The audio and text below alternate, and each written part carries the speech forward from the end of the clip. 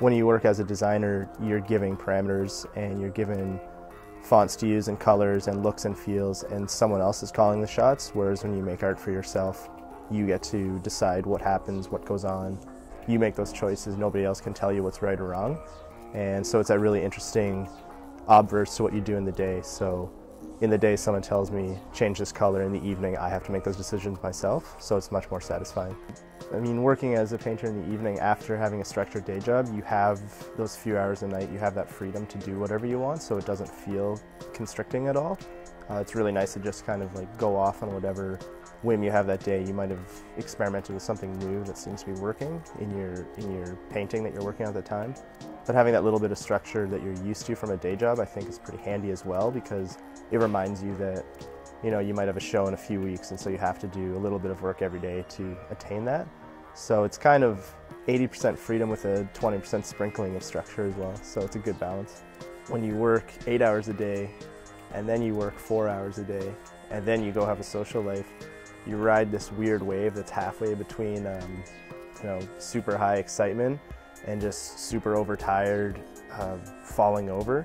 And so you just kind of hit this weird middle ground where your body's a little confused, and a little tip in either way is gonna set, you know, probably cause you to crash, but as long as you're kind of like hitting that equilibrium, you seem to be doing pretty fine. There's meaning to what I'm doing in the evenings when I'm making these works. I mean, I feel like what I'm outputting is actually contributing to, you know, positive, you know, structure of somebody's life. I mean, they enjoy my art, I enjoy making the art. I mean, that's actually doing some good. Plus, you know, if I'm not making the work, then I just feel like a slug, because, you know, I've done my day job, and then I've just kind of gone and sat on the couch and watched TV, and what really have I contributed? Not really anything. These elements of the city that, you know, I describe as idle monuments to a passage of time gone by.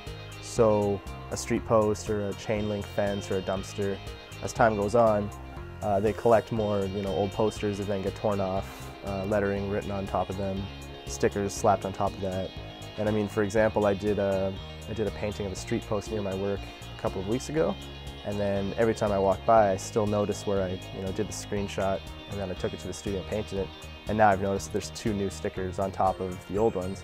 So part of me wants to go, you know, update my painting, but another part of me thinks it's really interesting to just keep it as it was, because in another couple of months it could have more things added to it. So it's just like a growing process. I think the idea of working on an ever-evolving piece of art is pretty interesting, because it does represent what I'm trying to do or say with the whole passage of time and how these things evolve and slightly change. I think having something that would be ongoing for a year or 2 years and just add to it here and there, and just purposefully build up the layers to an obscene amount of, you know, indecipherable amount of like stickers and posters, and it's one of those things that kind of sits in the back burner of my head with so many other ideas, and whether or not it happens is yet to be seen. Hey there, I'm Jon Shaw, and I'm an artist. I work with drawing and painting here in Vancouver.